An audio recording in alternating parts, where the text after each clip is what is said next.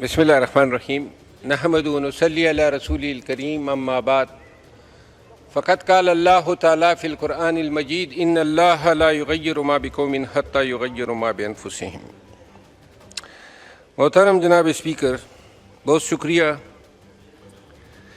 Budget ہمارے سامنے پیش کیا گیا۔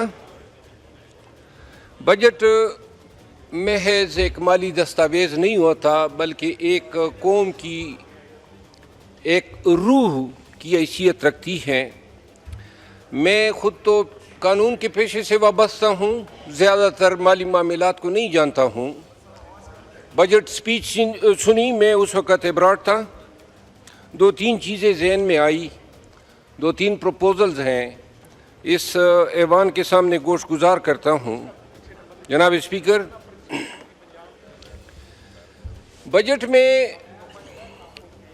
دو چیزوں کا فقدان نظر آ رہا ہے۔ ایک تو کوئی روڈ میپ نظر نہیں آیا ہے کہ یہ جو قرضے چڑھے ہیں $120 بلین، اس کی ادائیگی کا کیا طریقہ کار ہوگا۔ Altogether the budget documents are silent about it. دوسری بات یہ ہے کہ ہم دیکھ رہے ہیں ابھی جو اسرائیل ایران وار ہے، دنیا ٹیکنالوجی کی طرف جا رہی ہے۔ پاکستان اور انڈیا کی جنگ میں بھی ہم نے دیکھا کہ جو کنونشنل وار فیئر تھا، وہ جو ماضی میں ٹینک بڑھتے تھے اور وہ فوجی دستے جو ہیں وہ آگے بڑھا کرتے تھے، اب فوج نظر نہیں آ رہی ہے، نہ اسرائیل میں نہ پاک انڈیا جنگ میں۔ ڈرون نظر آ رہے ہیں، میزائل نظر آ رہے ہیں اور جہاز نظر آ رہے ہیں۔ اس کا مطلب یہ ہے کہ آنے والا دور جو ہے وہ جنگ یا وارفیئر جتنا بھی ہے، اس کا زیادہ تر دار و مدار جو ہے وہ انفارمیشن ٹیکنالوجی پہ ہے اور ڈیجیٹل ڈیولپمنٹ پہ ہیں۔ حیرت مجھے یہ ہوئی کہ ابھی تک پاکستان میں کوئی ڈیجیٹل ریگولیٹری اتھارٹی نہیں ہے۔ 2001 میں ایک ایکٹ آیا، الیکٹرانک ٹرانزیکشن آرڈیننس 2002۔ ETO 2002 جو تھا، اس میں ہم نے تھوڑا سا ای کامرس بزنس کو پروموٹ کیا۔ اس کے بعد 2016 میں پیکا ایکٹ آیا۔ جناب علی، اگر یہ فاضل ممبران جو ہیں یہ بیٹھ جائیں، تشریف رکھیں۔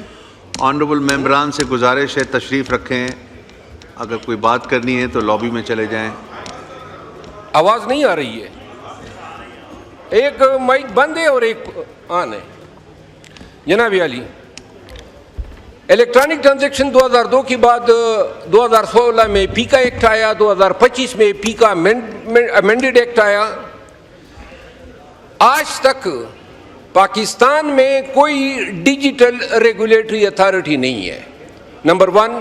نمبر 2، پاکستان میں جتنے پائریٹڈ سافٹ ویئرز ہیں، حتیٰ کہ جتنے بھی لیپ ٹاپس آتے ہیں، ہارڈ ویئر آتا ہے، کمپیوٹرز آتے ہیں، ان کی جو ونڈوز ہوتی ہے جینون، یہاں پاکستان جو ہے اینولی جو ایسٹیمیٹ ہے اس کے مطابق $5 بلین کا جو ہے ہم دنیا سے چوری کرتے ہیں۔ Soft where, pirated versions, movies free میں ڈاؤن لوڈ کرتے ہیں، دنیا جہان کے ڈارک ویب سے ہم سافٹ ویئر اٹھا کے یہاں اس بجٹ میں کرپٹو کونسل کی باتیں ہوئی کہ ہم ایک اپنی کائن لانچ کریں گے، اور میں ذاتی طور پہ سمجھتا ہوں کہ پاکستان اگر اس شعبے میں خصوصاً وزیر خزانہ اور جو کرپٹو کونسل بنائی ہیں، اگر ہماری کائن لانچ ہوتی ہیں، کیونکہ یہ بالکل واضح ہے کہ آنے والی دنیا جو ہے وہ میٹا فزیکل کرنسی کی ہے، وہ کرنسی جو نظر نہیں آئے گی، یا جسے ہم ڈیجیٹل کرنسی کہیں، جسے ہم کرپٹو کہیں، جسے ہم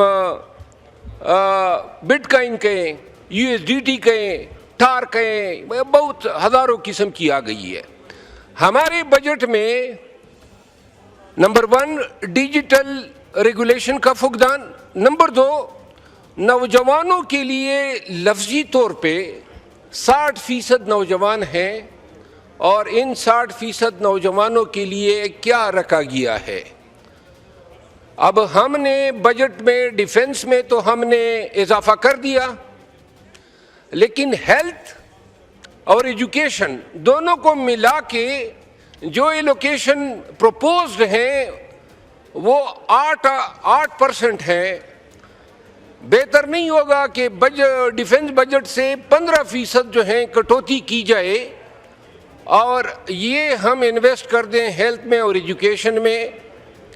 پتہ نہیں ہے میرے دوست جو ایوان میں بیٹھے ہیں اس تجویز سے اگری کرتے ہیں یا نہیں، لیکن میرا خیال ہے کہ بموں سے، جہازوں سے اور بارود سے زیادہ اس قوم کو تعلیم کی ضرورت ہے۔ ایک اسرائیل چھوٹا سا ملک، ٹائنی کنٹری، پوری دنیا کو ٹیکنالوجی کے زور پہ نچا رہا ہے، اور ان کا جی ڈی پی دیکھ لیں، یعنی کہ پورا اسرائیل آزاد کشمیر سے چھوٹا ہے، یہ راولپنڈی ڈویژن سے چھوٹا ہے، لیکن اسرائیل جو ہے اس کی جو جی ڈی پی ہے یا اس کا جو فائنینشیل سٹیٹس ہے، ہمارے پاکستان کے 11 بجٹ جو ہیں وہ اس کے اینول بجٹ کے برابر ہیں، اور یہ ہمارے لیے بڑے شرم کی بات ہے۔ محترم اسپیکر صاحب، دوسری جو تجویز ہے وہ یہ ہے کہ جب 18ویں آئینی ترمیم ہوئی تو 18ویں آئینی ترمیم کے نتیجے میں جو جتنے ٹرائبل ایریاز تھے اور جتنے پاٹھا ریجنز تھے وہ سارے ابسولیٹ ہوئے اور ان کو بندوبستی اضلاع میں مرج کیا گیا۔ خود میرا حلقہ یا ضلع لکی مروت، وہاں ہمارے ساتھ بیٹھنی ایف آر ریجن کو مرج کیا گیا، اور اس کے تحت جو آبادی آئی کے پی کے حصے میں وہ 6% تھی۔ اب فاٹا کے سینٹ کی سیٹیں بھی ڈیزال ہوئی، فاٹا کے نیشنل اسمبلی کی سیٹیں بھی 1/3 رکھ دی گئی، اور اس کے بعد جو 6% آبادی کا ہمارے این ایف سی ایوارڈ کے تحت جو شیئر بنتا ہے وہ کم و بیش 144 بلین بنتا ہے۔ اب مزے کی بات یہ ہے کہ 2018 سے لے کر 2025 تک 1 روپے نہیں دیا گیا۔ اس بجٹ میں مرج اضلاع کے لیے ایلوکیشن کیوں نہیں ہے؟ اور میری استدعا ہے، فاٹا بہت سفر کر چکا ہے، اور یہ وہ پیسہ ہے جو آئین کے تحت آپ نے اس آبادی کو دینا ہی دینا ہے۔ اگر کے پی میں پی ٹی آئی کی حکومت ہے اور اس وجہ سے کہ یہ پیسے پی ٹی آئی کی حکومت خرچ کرے گی تو شاید ان کا کوئی امیج بنے گا، اس وجہ سے یہ پیسے روکنا میرا خیال ہے آرٹیکل 25 آئین پاکستان کی خلاف ورزی ہے۔ آخری گزارش، آرڈر ان دا ہاؤس، تشریف رکھیں۔ جی میں اقبال خان کی بات کی تائید کرتا ہوں۔ آخری گزارش یہ ہے محترم اسپیکر صاحب کہ اس بجٹ میں 2 چیزوں پہ پتہ نہیں ہے، ہمارے وزیر خزانہ جو ہیں بڑے ہی، میں نے ان کا پروفائل پڑھا ہے، بڑے پڑھے لکھے تجربہ کار آدمی ہیں۔ ایک ایکسپورٹ کے لیے کیا کرنے جا رہے ہیں؟ یعنی جب تک ہم ایکسپورٹ کو بڑھائیں گے نہیں تو تب تک ہمارے ڈیویڈنڈز میں اضافہ کیسے ہوگا؟ بیرون ملک سے پیسہ کس طرح آئے گا؟ اور ساری یہ دستاویز ہی خاموش ہے۔ ہماری ایکسپورٹ پالیسی 2011 سے آ رہی ہے، پریکٹیکلی متروک ہو چکی ہے، تو لہذا ایکسپورٹ کے لیے آپ کچھ نہیں کرنے جا رہے ہیں۔ اور جو دوسری اہم بات ہے کہ اور جو سب سے اہم ہے وہ یہ ہے کہ پاکستان میں انویسٹمنٹ کے لیے، یعنی فارن کی انویسٹمنٹ لانے کے لیے یہ بجٹ کیا انسینٹیوز آفر کر رہا ہے، کیا موٹیویشن دے رہا ہے؟ حیرت کی بات یہ ہے کہ دستاویز میں نے پڑھی، رات کو ساری رات پڑھتا رہا، وہ اس پہ خاموشی ہے۔ یعنی آپ ایکسپورٹ بھی نہیں بڑھا رہے ہیں اور آپ فارن انویسٹمنٹ کو لانے کے لیے کوئی اقدامات نہیں اٹھا رہے. یعنی کہ آپ کے پاس روڈ میپ یہ نہیں ہے کہ جو $120 بلین ہیں یہ قرضہ کہاں سے ادا ہوگا. یعنی گاڑی چلانی ہے یا ملک کو ہم نے کچھ آگے بڑھانے کے لیے کچھ اپنے ریونیوز کو جنریٹ کرنا ہے. یہ سارا ملک اس $31 بلین پہ چل رہا ہے جو اوورسیز پاکستانیز بیچتے ہیں.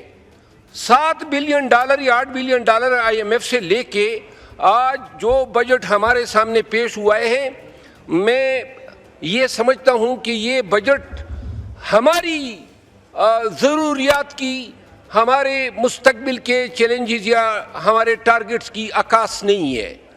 صرف اور صرف $8 بلین کے لیے ان اوورسیز پاکستانیز کا ہم نے کیا سوچا ہے جن کی $31 بلین سالانہ آتے ہیں, یعنی 8 4 32 4 گنا پیسے زیادہ جو ہیں وہ ہمیں 1 سال میں بیچتے ہیں. انہوں نے 5 سال میں ہمیں ابھی تک $8 بلین دیے ہیں.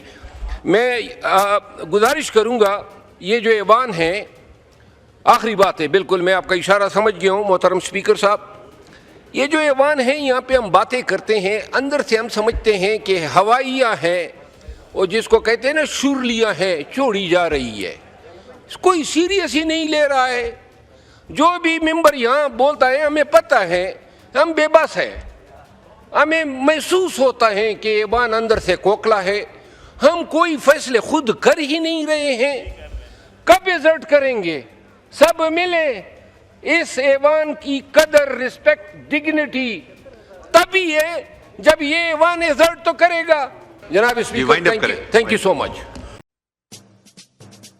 آتش نیوز پاکستان کے سب سے بڑے نیوز نیٹ ورک کا حصہ بننے کا سنہری موقع.